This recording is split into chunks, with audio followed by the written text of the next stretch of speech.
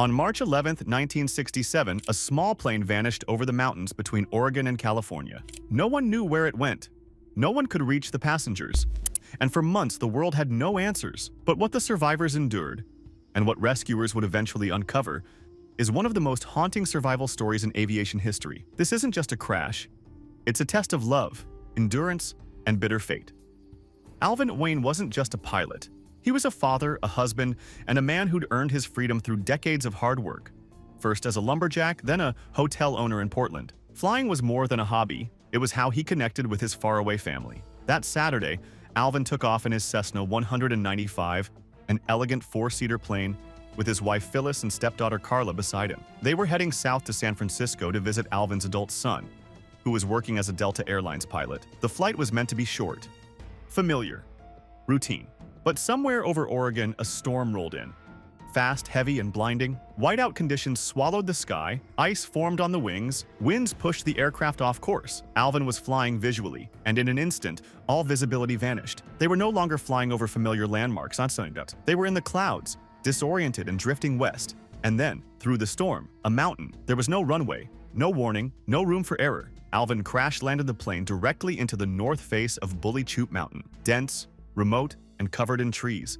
And yet, they survived. But survival was just the beginning. Alvin's arm was broken, his ribs crushed, cuts marked his face and chin. It hurt just to breathe. Phyllis was in worse shape.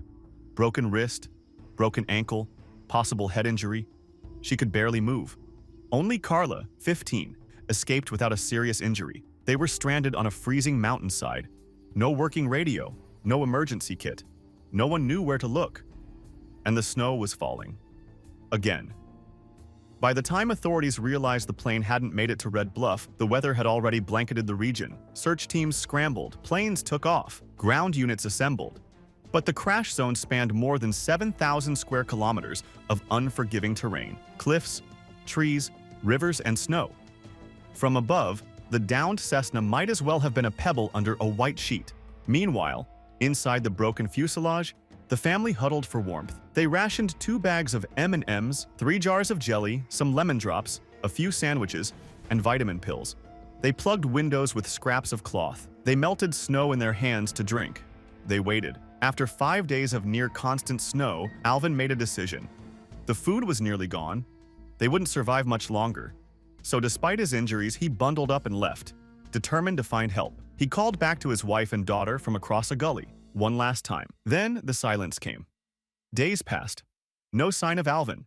Phyllis and Carla held on. They played cards made from plain upholstery. They dreamed aloud of the meals they'd eat when rescued. Carla documented it all in the margins of a flight log, turning it into a survival diary. On April 30th, her 16th birthday, she wrote bitterly, "Hope you're happy, search and rescue. You haven't found us yet."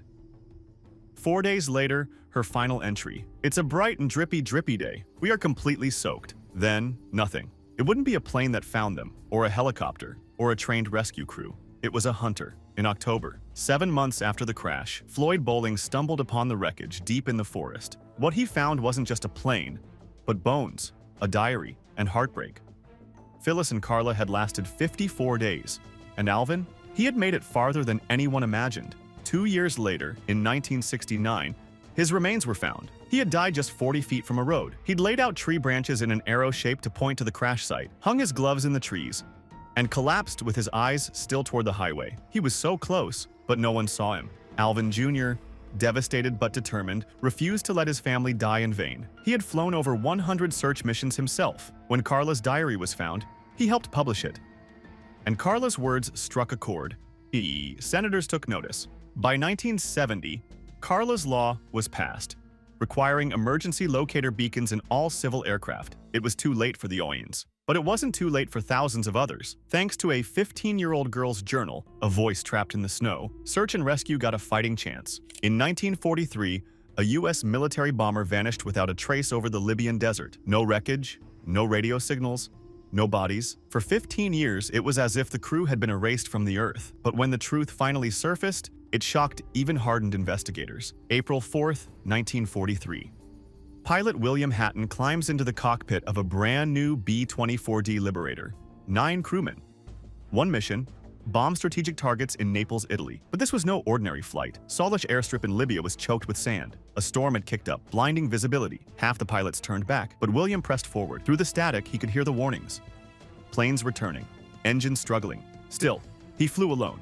Trusting his aircraft, that trust would cost them everything. Just 30 minutes from Naples, the sand caught up with them. The engine sputtered, the plane groaned. William made the call, turned back, but now the Lady Be Good was blind. Its automatic direction finder, the very system that told the crew which way they were facing, failed. And with nothing but black sky and shifting sand below, the crew flew straight past their base at Solich and deep into the Sahara. They didn't know it. No one did.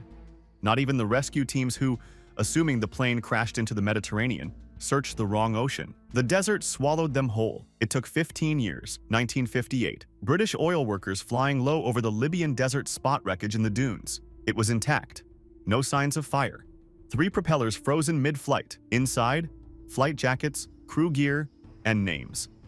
The plane was Lady Be Good, and yet no bodies. No blood, no footprints. The crew had bailed before impact, but where were they? 19 miles north of the wreck, investigators found parachutes, boots. The toes of the boots pointed further north like a breadcrumb trail, but nothing more. The military called off the search again, assuming the men had been buried by the sand. Then, a breakthrough.